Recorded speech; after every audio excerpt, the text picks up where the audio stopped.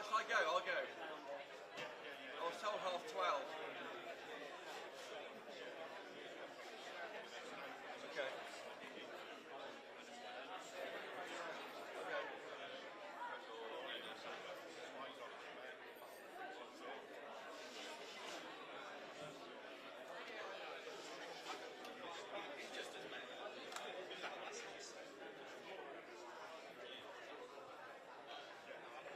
My laptop, the car.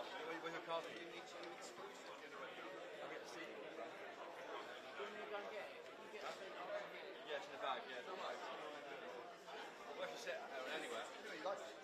How are you enjoying your life, by the way? I'm enjoying I haven't said goodbye to you yet. enjoying life. So,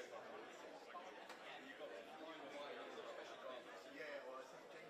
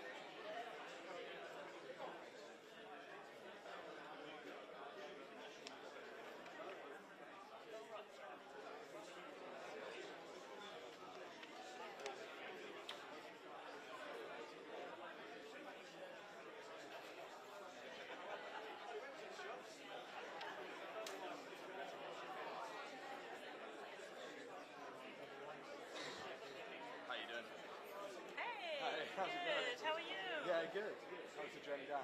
Lovely. Yeah? Yeah, beautiful. Beautiful, Just yeah. gorgeous, honestly. It's definitely a gritty choice. Yeah. Lots of people in classes were coming in shouting not very nice things about Nigel. So I wonder I'm not quite sure it's the stronghold of the business. well, exactly if they're slightly relying on maybe a bit of a cheap assumption. From us. Yeah, right. Well, no, like as in that this is going to be Farage land, and it's not necessarily. We shall see. We'll see. Good to be on the best campaign. Oh yeah.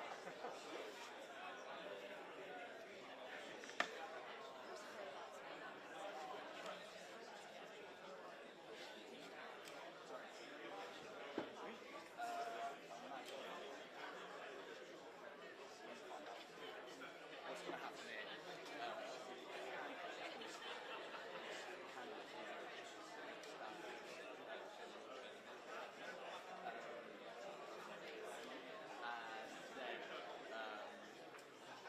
Then the lecture will introduce so I imagine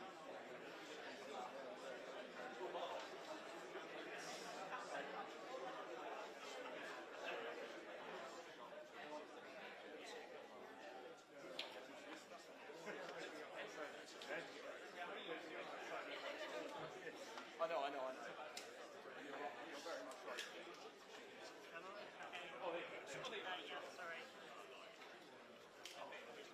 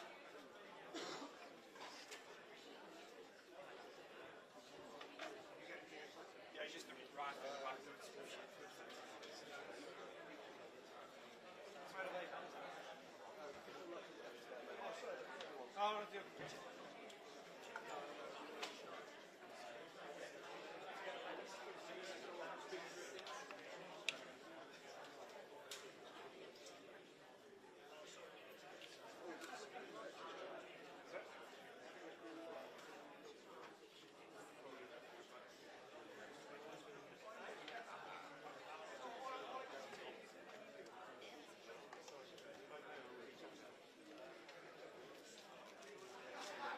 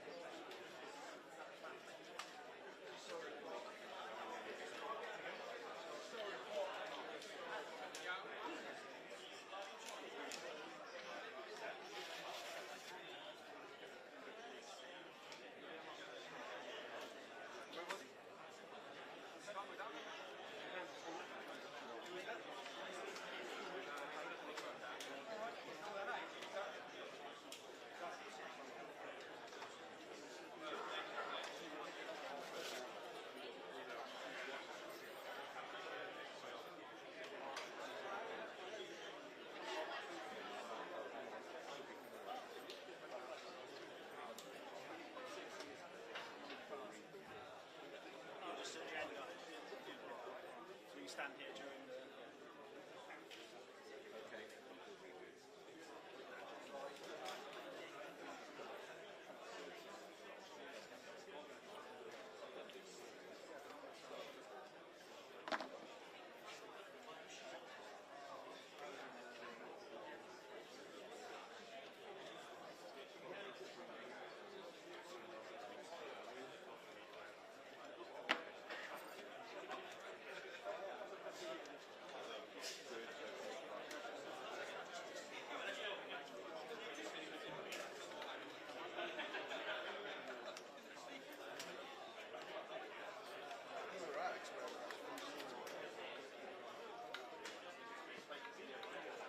Yeah, like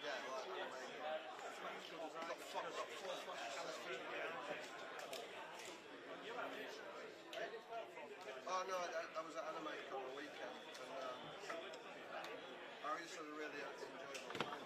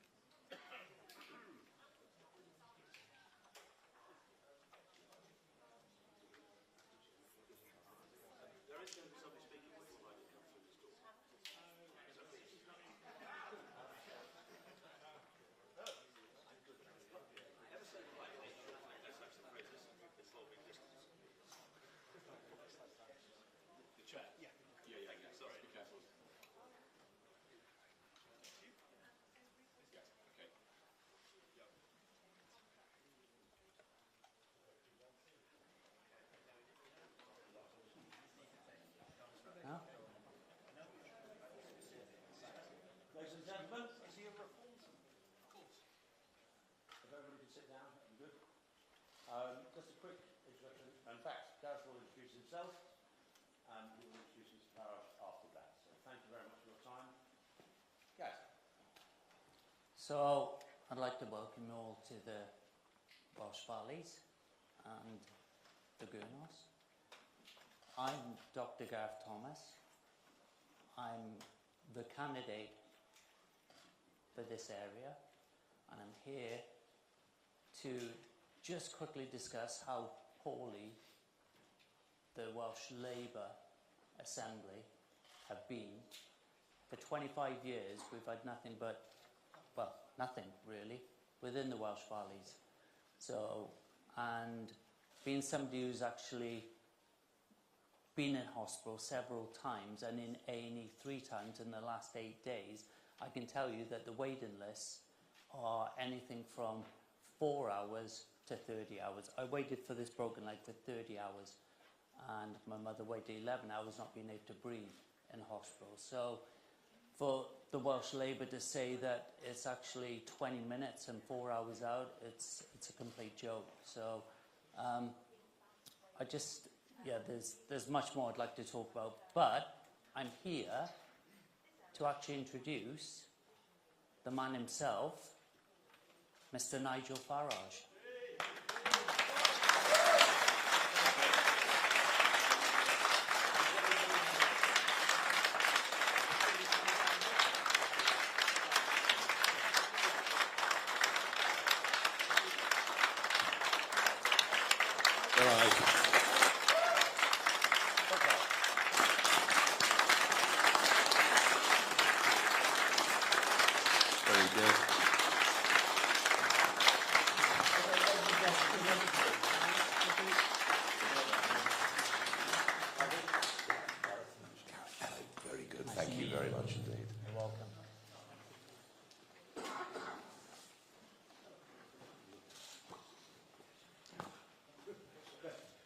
Good afternoon, everybody. Well, guess who's back? Back again.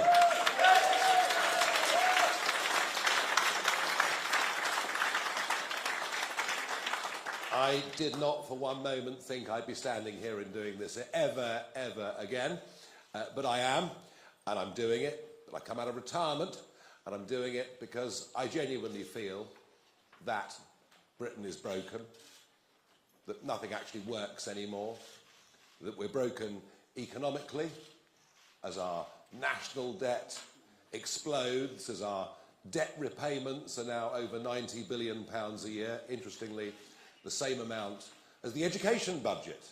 But of course it's that generation that are going to have to pay for all of our mistakes for years to come. I feel increasingly we're broken socially, and it doesn't matter what crime statistics the government quotes at us, we all feel less safe on our streets. And I think we've reached a point now where most crime even goes unreported.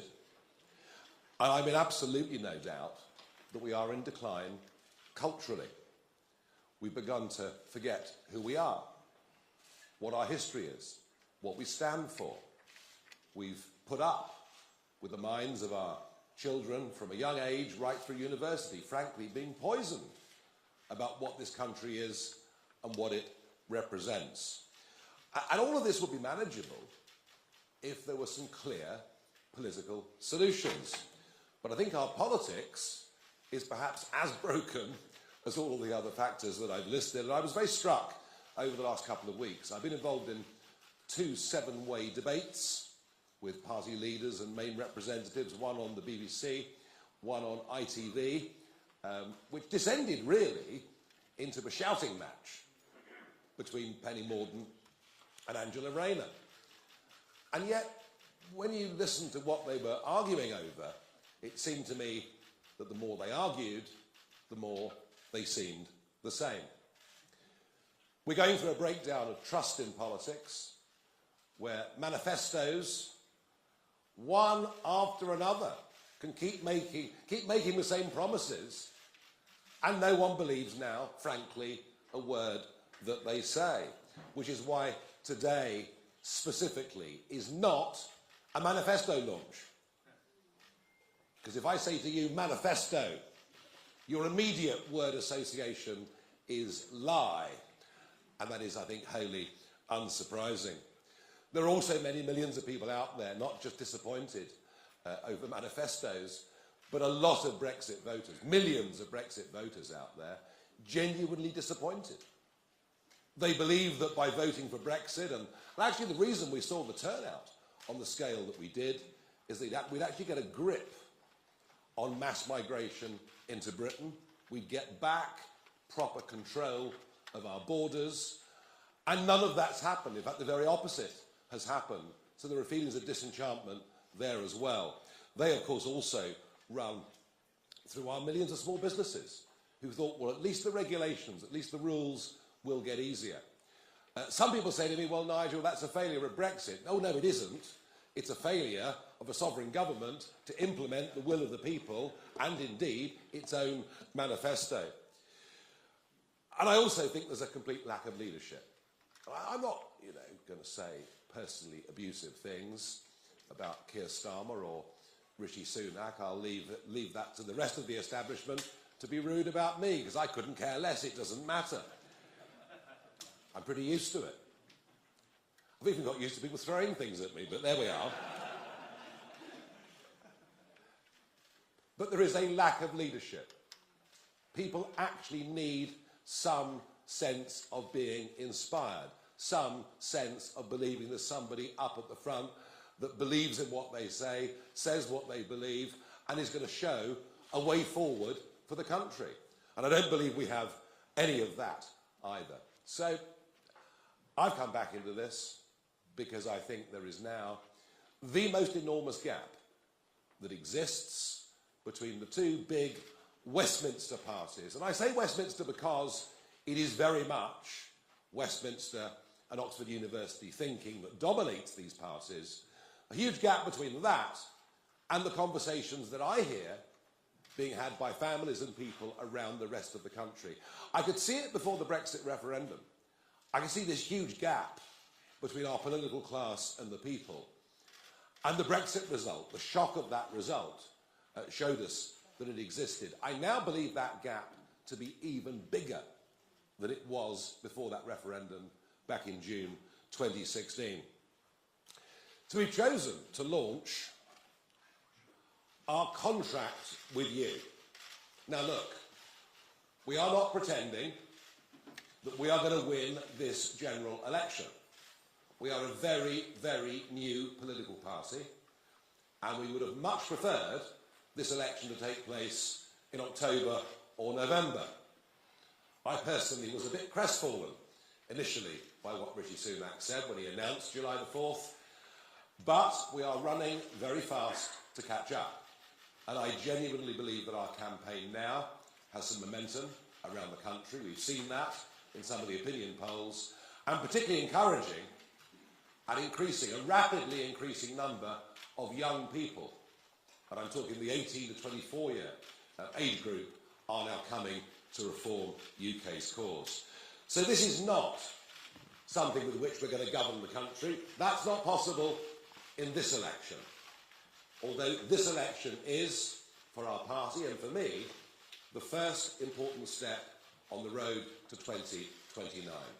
Our aim and our ambition is to establish a bridgehead in Parliament and to become a real opposition to a Labour government.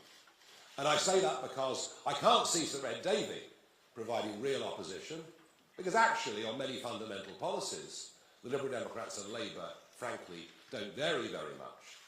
And I certainly can't see the Conservatives providing opposition, because they don't agree on anything. They spend most of their days arguing among themselves, and they're split down the middle when it comes to policy. They're certainly split down the middle in terms of their attitude towards me. Goodness gracious. You had Suella Braverman virtually proposing political marriage over the course of the weekend, whilst at the same time, Lord Cameron, goodness me, they dragged him back. Talk about back again, crikey. And we had Lord Cameron generally being fairly abusive. And that sums up where the Conservative Party is. So we're a party that knows what we believe in. We get the fundamental principles of what we're about. We believe in the family. We believe in community. We believe in country. We know exactly what we believe in. And our aim is to provide clear, consistent and growing leadership during the course of the next Parliament. But not just in the Parliament, around the country too. And it's my aim that we turn this into a big, genuine, mass movement of people. And I believe that that is actually highly achievable. So we've chosen to launch our contract in Wales, which seems highly, highly appropriate. After all, Labour have been in power here since 1997. So perhaps there are some lessons that we can learn from 25 years of Labour government in Wales that are perhaps what we might be looking forward to in just a few weeks' time when Sir Keir Starmer becomes our Prime Minister. In Wales, taxes are higher. Yes, they are. Council tax is higher, on average about £500 per median property, than it is in England. Interesting, isn't it, that when the question is being asked of Starmer and others on council tax in England, they precious little to say. So the people in Wales pay more taxes, and spending per capita is higher in Wales than it is in England. There's more money being spent on you, on public services, than there is on the other side of the bridge. And it's interesting to think, isn't it, in those debates I've been in, all anybody seems to talk about is more investment in the NHS, more investment in our public services, by which they really mean they're going to spend more of your taxes. And perhaps that wouldn't matter if it led to better delivery. But the figures in Wales are truly astonishing. Gareth talked about this just a moment ago. You know, waiting times in Wales on the NHS are exactly 50% longer than they are on the other side of the bridge. Education, which has drifted in Wales rapidly in a leftward, PC, woke direction, and you just look at the OECD tables on English, mathematics, any subject you like, you'll see that Wales has fallen further behind England. Not personally that I believe England's very good. And a Labour government in Wales reduces your freedoms, reduces your choices, ends right to buy and many other schemes which damage aspiration, particularly for young people who want to get on. And of course, the crowning glory of 25 years of Welsh government in Wales, the imposition of 20-mile-per-hour speed limits. Well, it led, didn't it, to one of the most astonishing petitions you've ever seen. The percentage of Welsh people that signed that petition. Well, I mean, I've never seen a petition actually quite like it, although, of course, we're rather used to all of that with UNES and Mr Khan up at the other end of the country in London. So it gives us some idea that in terms of outright policy, Labour's not very different to the Conservatives. It's just more incompetent. It just wastes even more money than Conservative governments do. But here's the point about things going so badly wrong in Wales over 25 years. There's been no proper, clear, consistent opposition voice. Frankly, the Conservatives in the Senate have been feeble, to say the very least. And that is the argument. Wales really gives us the perfect example of what I'm talking about. We need to have good, strong opposition that can mobilise people in very, very large numbers. So we know what we stand for, we know what we're for. We're for controlled borders, we're for promoting genuine economic growth. We're for helping the little guy. You know, millions of men and women out there trying to get on, trying to do their own thing, and yet a Labour and Conservative party that only ever listen to the giant global corporates. We're about trying to restore some trust in politics. You might dislike what we say. You might not want to vote for what we say, but at least we do say what we mean. And we want to have an absolutely radical rethink of the way in which our public services are run. And yes, that does include the National Health Service. It's been very, very difficult to have any conversation about the NHS over the course of the 25 years that I've been involved in politics without someone pointing and screaming, you want to privatise it. All we want is an NHS that is free at the point of delivery that actually works. And how we get there, frankly, I don't think most people could give a damn about. So they're the things that we're going for. And of course we would like the state to take far less of our money than it's currently doing, and will go on taking more and more, I'm sure. I've said from the start, this should be the immigration election. I have no doubt about that. I think the population explosion, the impact that it's had on people's lives, is the dominant issue. How can you discuss NHS waiting lists without discussing the fact that the population has risen by 6 million people since David Cameron came to power back in 2010? How can you talk about a shortage of housing when we need to build one new dwelling every 2 minutes just to cope with current levels of net migration. How can he talk about any of these things? So we believe this is what we should be talking about. But of course the others would rather not discuss it. The Conservatives are attempting, for a fifth manifesto in a row, to tell us they'll reduce the numbers. But then they told us in 2010 and 2015 and 2017 they'd reduce net migration to tens of thousands a year. They promised in 2019, with Brexit controls, we'd massively reduce the levels of unskilled labour coming into Britain. Well, it's running at getting on for net 750,000 a year. And when you look at those that have come and stayed, it's incredible to think that 1 in 30 people on the streets of Britain today have come here in the last 2 years alone. Never before in history have we ever seen literally anything like it.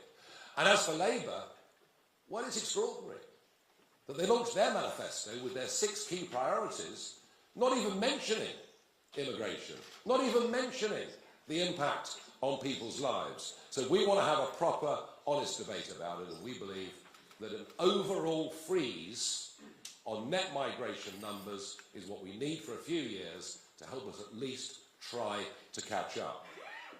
We also have to say it's only right and proper that you only get benefits in this country once you've been here for 5 years, obeyed the law and paid your taxes. Again, these are policies that are discriminatory in favour of British taxpayers and British people. If you go to work in Australia, you won't get benefits or dental care. You'll have to pay into the system for years and obey the law. We're doing what a good, sensible country should do, recognising that the first duty of the British government is to its own people and not to anybody else. And as far as Dover's concerned, well, I was going out into the Channel 4 years ago, day after day, filming the small dinghies coming, predicting that vast numbers would arrive unless we changed policy and started deporting people who came illegally, something, by the way, that we used to do up until 2010. In the last years of the Labour government, we were deporting up to 40,000 people a year who'd come illegally. We've lost our way. And part of the reason for that is a court in Strasbourg that's become increasingly activist. They've even interfered recently with the Swiss government, telling them they have an obligation under international law to maintain net zero policies. Well, the Swiss government have decided to ignore them, but we think the only way to really fully restore sovereignty, to decide who can come in, who can stay, is by leaving that European Court of Human Rights. It is completely out of date. It's not serving the purpose for which we signed up to back over 70 years ago.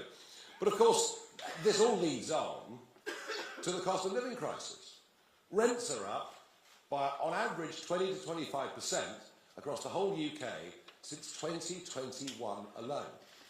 Is it any wonder, with an exploding population, that rents are going up? So a freeze on the overall numbers would at least begin to reduce the pressure. And of course, one of the biggest bills that families face, and the lower your overall income is, the bigger this particular bill matters, it's energy. It's energy. It's whether you're filling your car or whether you're paying for your heating. And we have been following net zero policies, championed by Mrs May, enthusiastically embraced by Boris Johnson, and now being virtually copied by the Labour Party. We're pursuing net zero policies that are self-destructive. Just look at what it's doing to industry. What's happening to steel making in South Wales? It's going. But somehow government thinks that's good because we reduce the amount of carbon dioxide that we emit. But we don't. We just export the production of that CO2 as the goods are made somewhere else. In this case, I'm particularly talking about primary, not secondary steel. And then we import the goods back into our country. So we want to get rid of the subsidies that are paid to green energy companies by loading taxes on the electricity bills of everybody in this country, and we've been doing this now for the best part of 20 years. But we also have to try and find out a way that people can be better off. National government opposition, much of the media, seems to want to bow down to the god of GDP. Our gross domestic product rose last year. Isn't that great? Well, if you massively increase the population, it's perhaps not surprising, with more people, that the overall size of the economy would grow. But here's the key.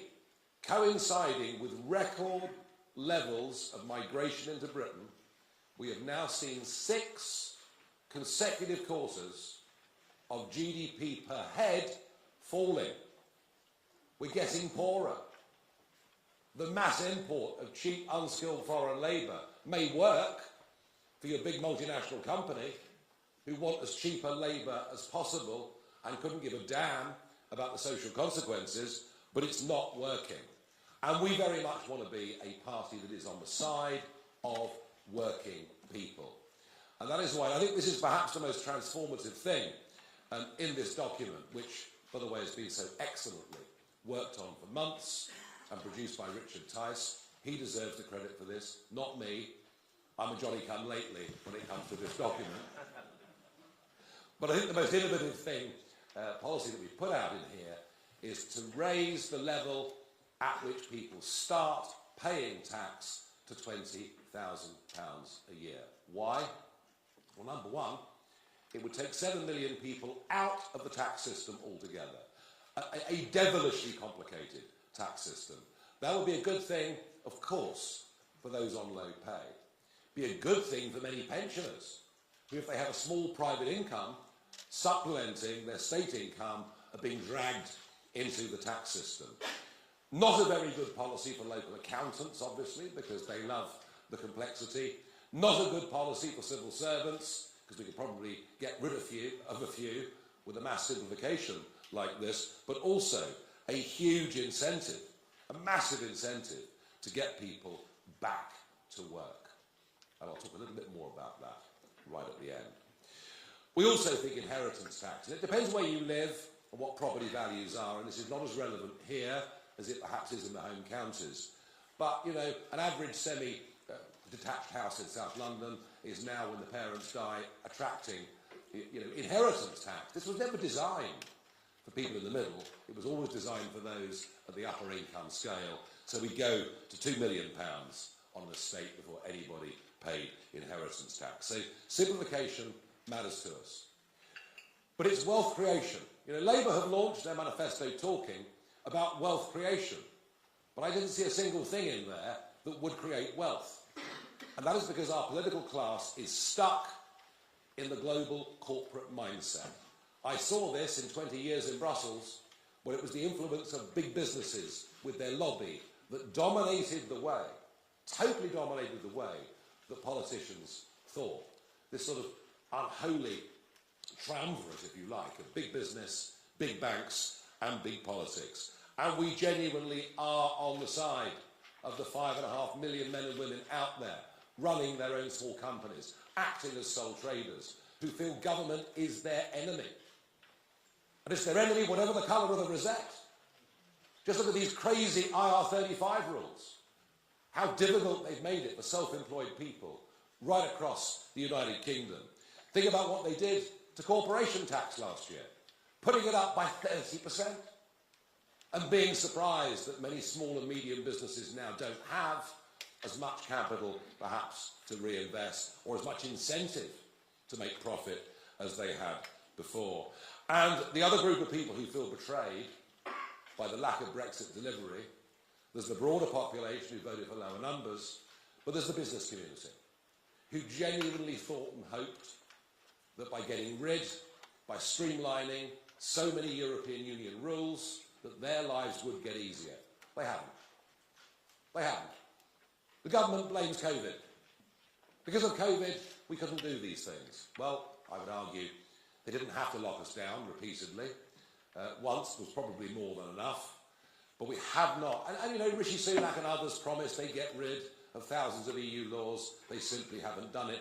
And actually, in some sectors,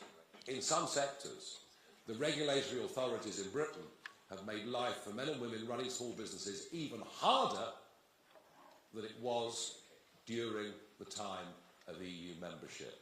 So we believe that genuine economic growth doesn't come from half a dozen giant multinationals. It comes from the simultaneous actions of hundreds of thousands of people, millions of people, deciding they're going to have a go.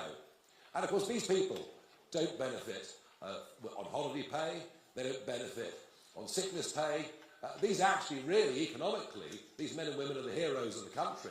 They deserve encouragement, and the more people that do it, the greater the wealth that we will create. And we need wealth. Of course we need wealth.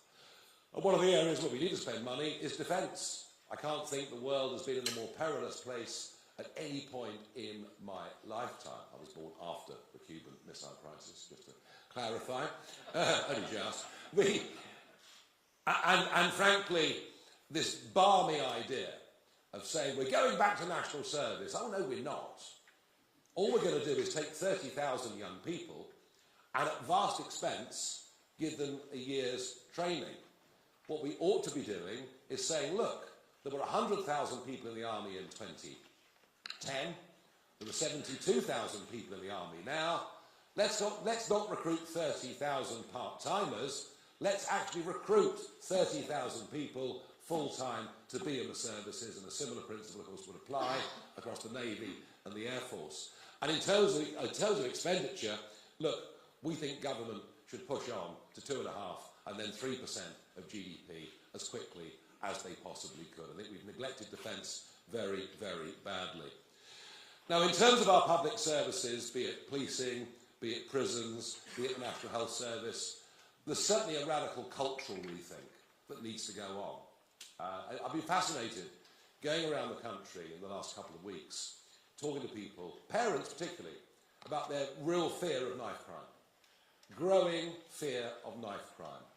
And this is not from the 18 pluses, it's going right down in the teenage years.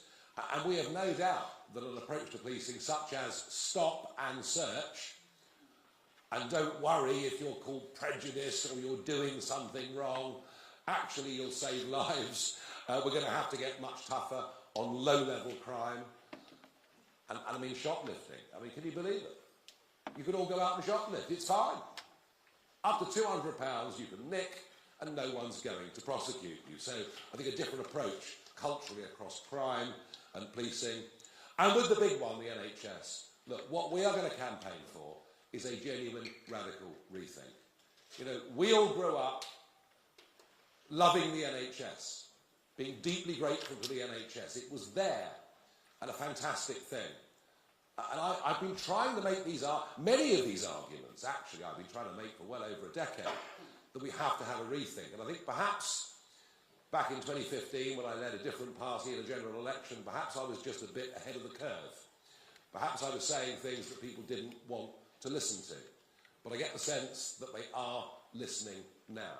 We are not getting bang for our buck, and there's a growing level of disenchantment that the health service simply isn't fit for purpose in the way that it, and not just the way that it used to be, the way that we want it to be.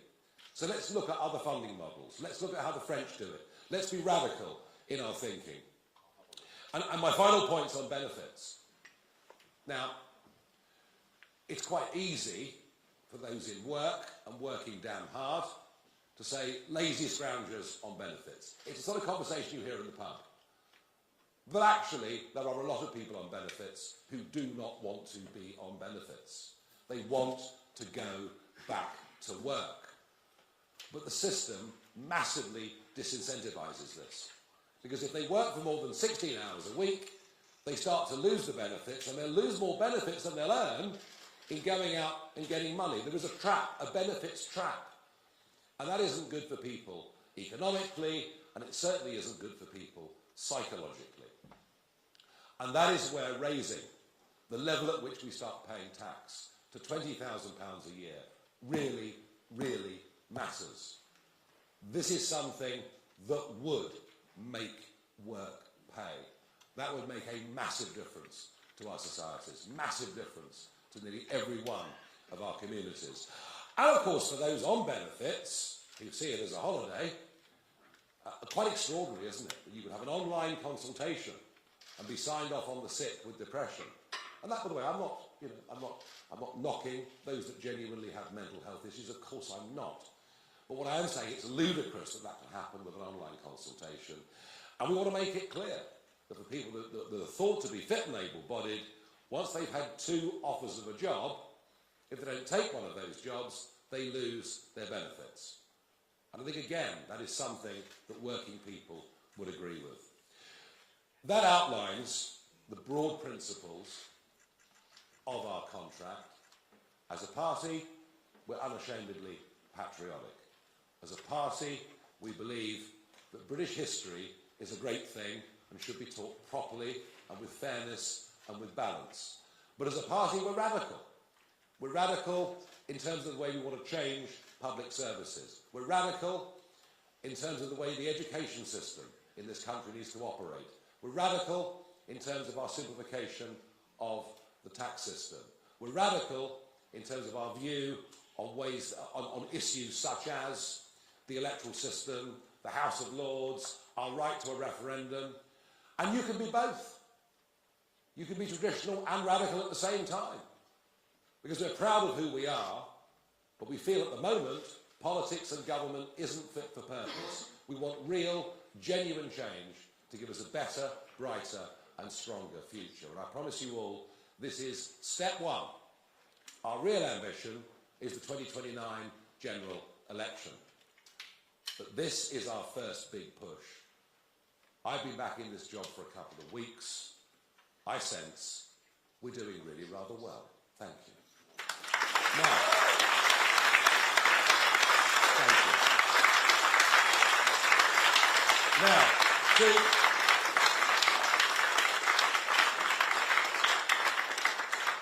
Now, I was asked to do the easy bit today.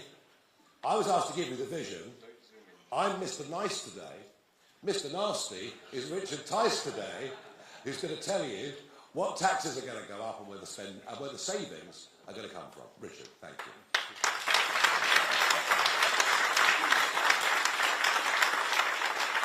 Thank you, Nigel. Thank you. Well, a very good afternoon. It's great to be here. Rarely been introduced as Mr. Nasty. So, all these bold plans, and they are exciting, and they are attracting huge appeal out on the stump. Something's going on out there. It's quite remarkable. Word is spreading about Reform UK, and as Nigel just touched on, some of these key policies are really gaining ground. So how do we pay for them? Well, I talked about some of it last Monday. But here's the thing. Lots of people in the media say, oh, it's unfunded tax cuts. No, let's get this real. It's unfunded spending. That's what's got us into a right pickle. Our fiscal deficit in the last year to April, no one talks about it. We spent about 120 billion more than we earned. There's a few key big things here. And unlike some of the other people in their plans, other parties, they're not honest with you about the costs and how you're going to pay for it. We are, because it's set out in this contract. So last week, I spoke about this issue of the Bank of England paying your taxpayers' cash on all the money that was printed. And it's about 35 billion a year based on current interest rates. It's quite hard to explain, but here's the point. It's about £700 per year. You know you're making progress when within 2 hours of finishing that press conference last week, I was attacked by none other than the lobby group for the big banks, the vested interests, who seem to think that they have a right, the big banks, to make big profits on the money that was printed to save them going bust. Really? Let me repeat. We are the real party on the side of the workers, not the Labour Party, what I call the cafe latte Labour Party, that's on the side of big business. So that's the first thing. When they printed all this money, they didn't tell us that when interest rates went back up, it would cost us an absolute fortune transferring our money to the big city banks. They didn't tell us that, but that's what's happened. Unfunded spending. The second big item, of course, is the cost of net zero. So when Theresa May had a 90-minute debate back in, I think it was 2019, 90 minutes to sign up to net zero, put it in legislation, no one said, well, hang on, how much is this going to cost? What's the spending? The truth is, even if they had that debate, they wouldn't have had a clue. You've got people like the Climate Change Committee saying it's 1.2 billion. You've got the OBR saying it's 1.4 billion. You've got the National Grid, perhaps being a little bit more honest, saying it's 3 trillion. Sorry, those are trillion numbers. The numbers are so big. 1.2 trillion, 1.4 trillion. The National Grid says it's 3 trillion. Impossible to work out what that means. 3 trillion? I mean, is it 100,000 per household? No one talked about this spending, the cost to get there. Apparently it's going to save the planet and therefore the cost is irrelevant. Really? This is real money. This is real cash. And it's all of our cash. And apparently it's going to be good for the environment. Well, where I'm campaigning to be elected, one of the big debates is the implications, the consequences, which is happening now all over the country, of this drive towards offshore renewable energy, but you've got to transmit that electricity. How are we going to transmit it? Oh, I know. Big 50-metre pylons going hundreds of miles across the English countryside. How's that good for our environment? And who's going to pay for it? So all those who voted for this, they didn't tell us that, did they? They didn't tell us how much it would cost and how much it would blight the English countryside, our environment. How's that good for the environment? We reckon that if you scrap net zero, then the saving to the taxpayer every year for the next 25 years would be in the order of £30 billion per year. What is that? That's about £600 per adult. That's what that is. 600 quid per adult. So 1,200 quid for a two-person household every year, after tax. This is real money, it's your money, and they didn't tell you. They deliberately misled the British people about the cost implications of net zero. And as Nigel quite rightly said, all you're doing, you're not reducing global CO2, you're just shipping it somewhere else. And we're the mugs that are paying for it. And it's got to stop.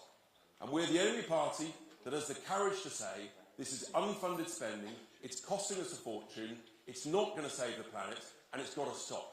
30 billion a year.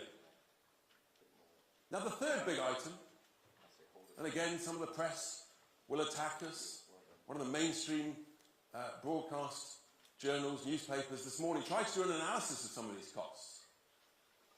The thing was though, because they didn't want to actually tell us the truth about these numbers, they just talked about in generalities. But we all know taxes have gone up to record levels, and yet the quality of the outcomes of public services has declined. That can only mean that we're spending money badly. If taxes had gone up and the quality of public services had improved no end and waiting lists had dropped to zero, you might say, well, money's being spent well. So when I talk about waste in public services, waste in public spending, particularly in things like the NHS, I always get contacted within a couple of days by nurses, anaesthetists, surgeons, doctors who say, Richard, thank heavens, someone is actually telling it as it is. The waste is everywhere. It's extraordinary. And I've got a very simple slogan. It's what we do in business. And we come from the world of business. We're fixers, we're sorters, we're doers, we make things happen. It's very simple. You've got to cut out the waste from the back office and invest it in the front office.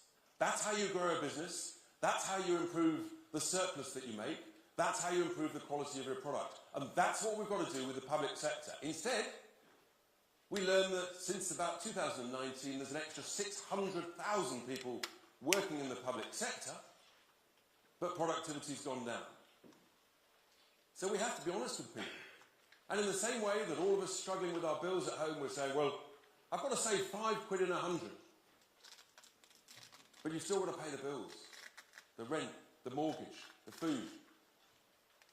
So you've got to buy more wisely. That's what we do in business. Nigel talked about small businesses. We're all looking at our bills. And in business, you say to your spending managers, folks, we've got to cut the cost, but we've still got to provide the product. So you've got to save £5 in 100. And bluntly, that's your job. And if you don't, you're fired.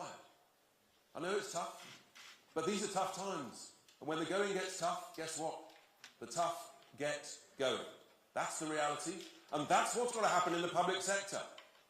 When they introduced the Equalities Act in 2010, and all well-meaning, well-intended things like diversity, inclusion and equality, it sounds lovely. But they never told us about the cost of it, did they? They never said it's going to cost hundreds and hundreds of millions every year, and productivity is going to go down as you move towards mediocrity. So I simply don't accept the nonsense that's taught by those in the Treasury and in the main two parties who say you can't save any money in the public sector. It is utter nonsense. We know it's nonsense because of those extra 600,000 people. We know it's nonsense because the size of the cake that Nigel's talked about in the NHS, it's up to about 11% of the size of the cake, and yet waiting lists have gone down. That is the proof that we can spend money better. We can save money in the back office and invest it in the front office. And I know it sounds glib, but the numbers are big. But if you save £5 in 100 in wasteful public sector spending, everywhere, the quangos, the commissions, the local authorities, the government departments, it soon adds up. It's 50 billion quid, plus or minus. These are big numbers. Per adult, it's about £1,000 a head. This is real cash with which we can completely transform the way we run our economy, and as Nigel touched on, the tax cuts, in order that actually we can make work pay, we can make businesses grow, we can encourage risk-taking. Let's remember, the biggest risk in life is never taking one. That's what small business folk do. Those are the big savings. On top of that, if we get 1 million people off benefits back into work, there's huge billions of savings. Oh, another bugbear of ours, HS2. I mean, the Prime Minister scrapped the top end. Prime Minister, well, if you're going to do a job, for heaven's sake, just do it properly. Just scrap the rest of it. Billions more there. Foreign aid. We know there's huge amounts of waste in foreign aid. We could reduce the amount we spend on foreign aid, saving another 6 billion or so every year. These are huge savings. This is a completely different way of running our economy. I believe it's achievable. We know it's achievable. That's why we put this forward. And we know the current status quo, the main two parties tinkering at the edges, there's no growth. You can't tax your way out of this crisis. We've got to grow our way out of this crisis. And this, folks, is how you pay for it. We've got to stop paying the interest on the printed money. We've got to scrap net zero. And we've got to cut out the waste in the back office of the public sector and invest it in the front line. If we do these things, then we can make this country grow again. We can afford to invest where we need to invest, in growth, in tax cuts, in defence, and all the other things in this great contract. So I commend this to you. Reform UK commends this to you. This is how we pay for it. It can be done. No one's saying it's easy. Truth is, life isn't easy. But if you're not prepared to get tough with wasteful spending, then we are heading towards a very bad place. That's what we're about. That's what Reform UK is about. And that's why Reform UK is going up in the polls. Word is spreading. People love common sense policies and a common sense approach to what we do. I commend this contract to you. Thank you very much.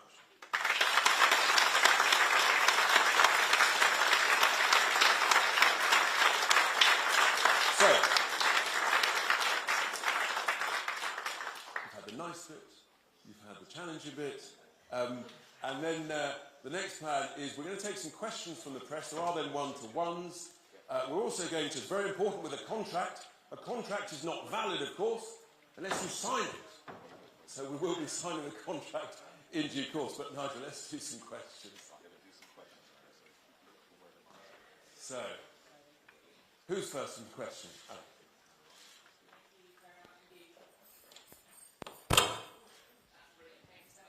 Hello, Mr. Farage, Mr. Tice, Alex Forsyth BBC News. You've got 24 pages here.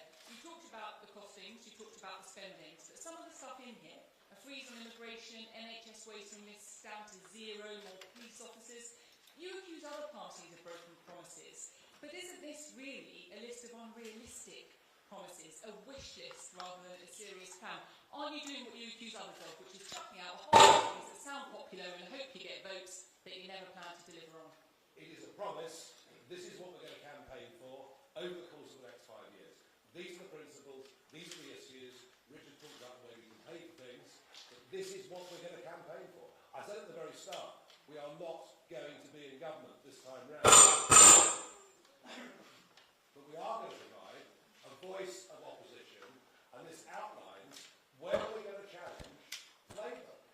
On many of these things that we're discussing in this document, I mean, Labour don't even want to talk about these issues. So we've laid out very clearly where we stand, philosophically, ideologically, on a number of things, and this is what we're going to fight for. So no, I see no inconsistency with that whatsoever. Very different, isn't it, to promising you reduce net migration to tens of thousands a year in consecutive manifestos, and they're not even trying to achieve it. Chris Hope. Bit tighter, too short. Go back, Jasmine. Go back. Chris Hope, GB News. Two quick questions. You're here targeting Labour. You're here in Bertha Titfield. But why not such policies aimed at the Tory voters? Describe for us a typical reform voter. And to Richard Tice, on page 23, it says that you'll bring up tax to 40% of GDP more than Labour. Why is that? Or is that, am I reading that wrong? Well, hang on a second. I mean, you talk about reform voters or reform members.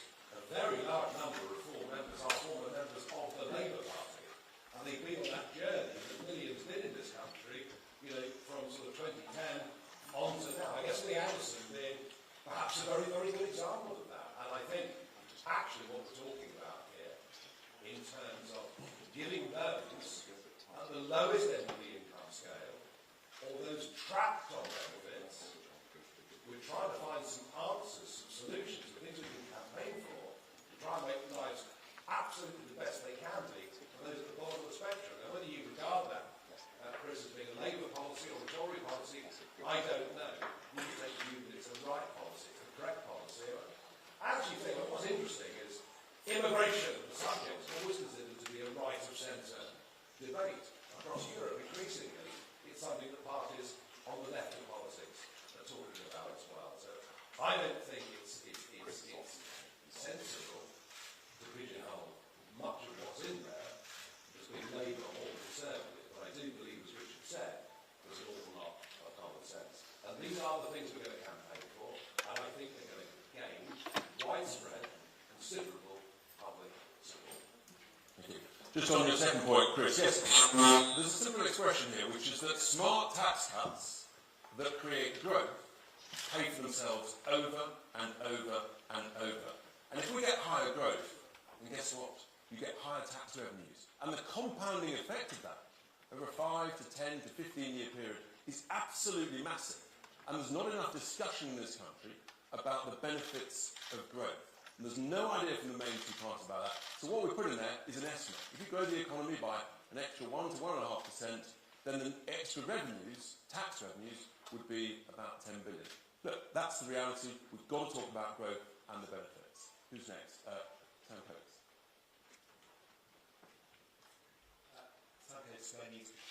Mr Farage, in your contracts, you're proposing to spend an extra £141 billion every year.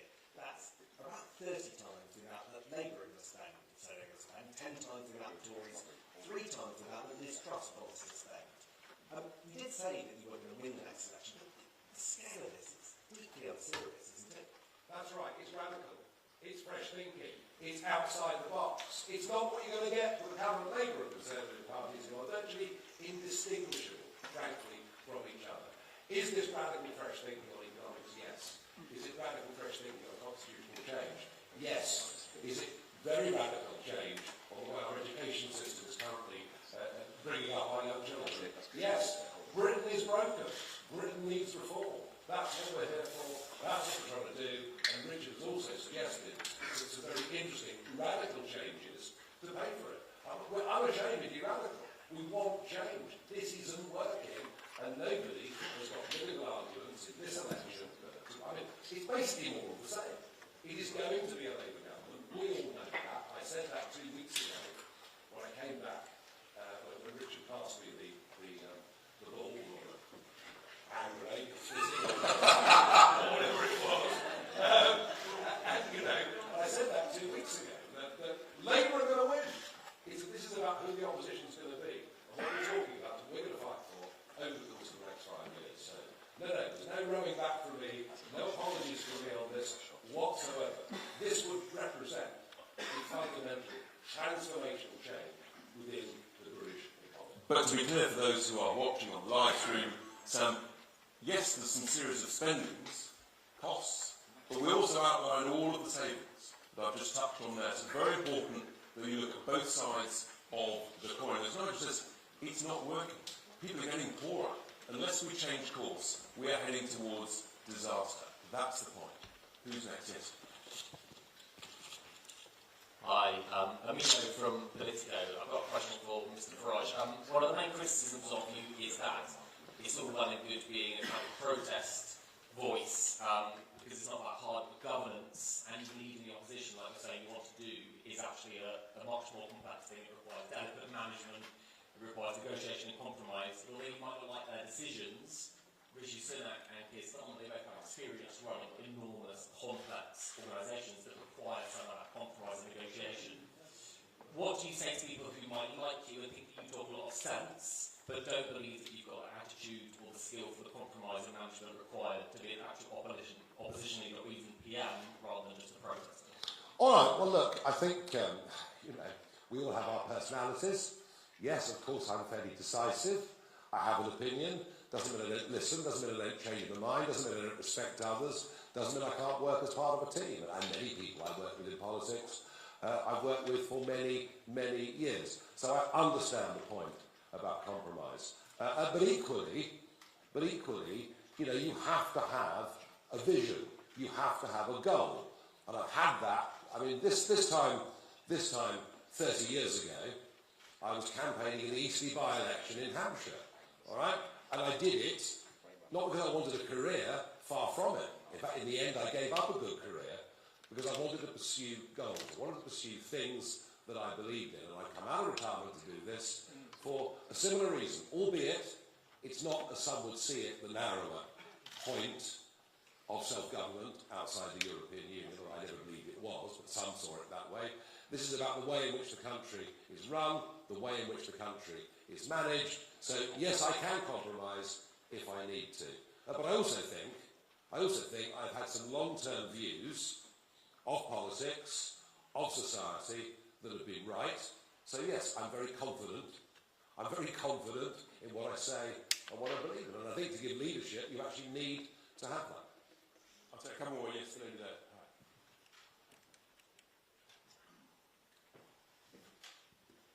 Hi, Catherine Jones from S4C. You're here today in one of Wales' most deprived areas.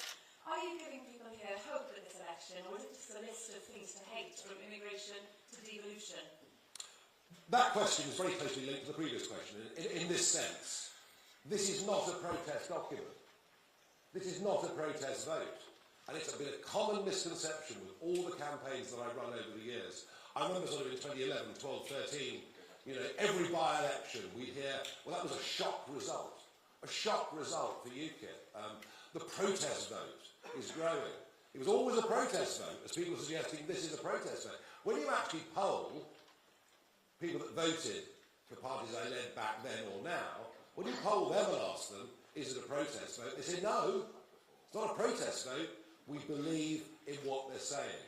We think they've got positive policy solutions for the future. So yes, of course, we're in an area that has done relatively badly compared to many others, and we genuinely believe the biggest beneficiaries of the ideas we're outlining here will be people, and I repeat the point, trapped on benefits who don't want to be there, or on low incomes, or with energy bills that they're struggling to pay. There is a lot more here, far more here, for those at the lowest end of of the income scale than there is for anybody else.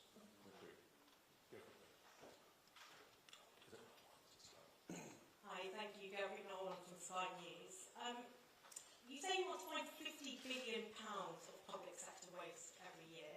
That's an enormous figure. Where exactly do you plan to find those savings? And is this just code for cuts to public services? Well, cuts to public sector, I mean, frankly, they're never in the office anyway, are they? I mean, it's work from home. Pop into Whitehall a couple of days a week. No, I mean, Richard's made the point at length, eloquently earlier. If you're running a company and things are tight, you say to your managers and middle managers, right, I'm sorry, this is the way it is. You've got to cut £5 and 100. In fact, in tough times, it might be £10 and 100, or £20 and 100. And you have to find a way of doing that without affecting the product that we're selling to the public. This is not unrealistic in any way at all.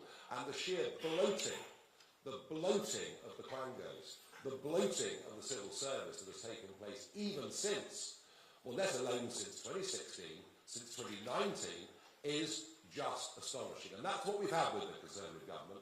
We've had big government, we've had restriction of individual choices, we've had high taxation, record immigration, and all we're going to get with Labour is more of the same. So, yeah, some of these things we're proposing are tough, but look, the accumulated national debt is now 2.7 trillion. It was just under 1 trillion when the Tories came to power. We simply cannot go on like this. We're skint. I mean, who else would dare say that in this campaign? We're skint. We're in real trouble. And the nonsense of economic argument we hear from Rachel Reeves and Jeremy Hunt never acknowledges the fact that both of them are expected to be in deficit next year by yet another £100 billion. So we're saying, let's face reality. We have to have a slimmed down public sector. We have to do that whilst maintaining services. Last question, item B. And then we've got some one-on-ones. Yeah.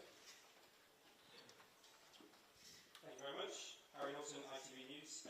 You're proposing in this contract tax cuts, £88 billion worth, on a scale that might even cause Liz Truss to raise their eyebrows. And the savings that you say will pay for these are questionable. Isn't this exactly the sort of economic policy that would cause financial markets to freak out? No, I don't think it is. And to compare it to Liz Truss is wrong. Yes, Liz Truss wanted to talk about growth, but nowhere in her proposal could we see cuts on the one hand to compensate for the giveaways on tax. That was the fundamental mistake that Kwasi Kwarteng made with that budget. We're not making that. And sure, you can question our numbers, but actually, I think, in particular, what Richard has brilliantly illustrated with the interest being paid to the banks not being my favourite set of organisations, I can tell you. And this is something that is now picking up more and more economic approval. Former deputy governors of the Bank of England and others saying Richard's on the right track with this. So no, and in terms of financial markets, well, of course, the French bond market is very interesting this morning if you look at it. Look, I think an idea that says we want to regenerate the British economy, an idea that says we want to bring back manufacturing to our economy, an idea that says we have to accept the fact, whatever our view, we'll be using oil and gas until 2050, so why not produce our own in this country rather than importing it? I think all of these things actually would be quite bullish for financial markets, even if there was initially a bit of a political shock. But look, let's be realistic. I repeat the point. We ain't going to win this election. This is our first big election.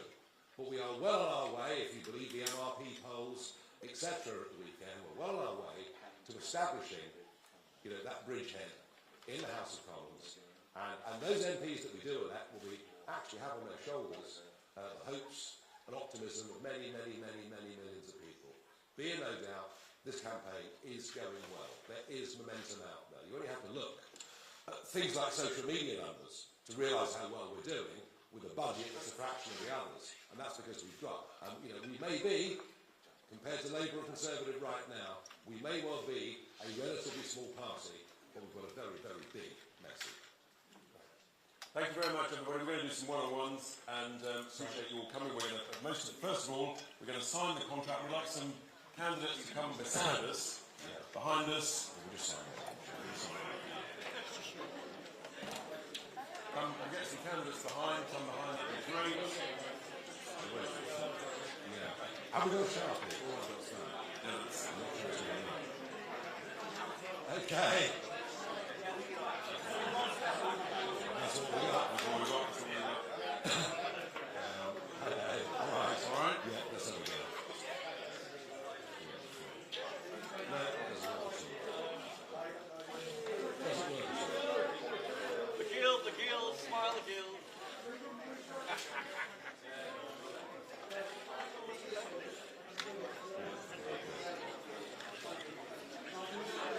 Yeah, 1, 2, 3, 4. Give a branding one. Yeah, okay. Thanks, mate.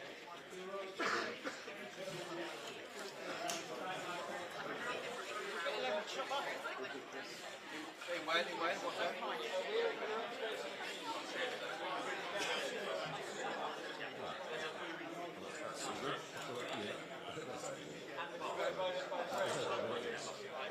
Right, okay, very good. There we are. The guy with the wiggly hand gets it, doesn't he?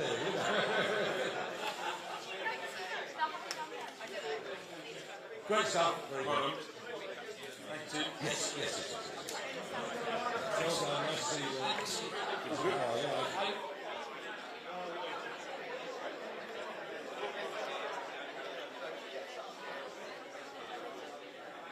Cheers, Tim.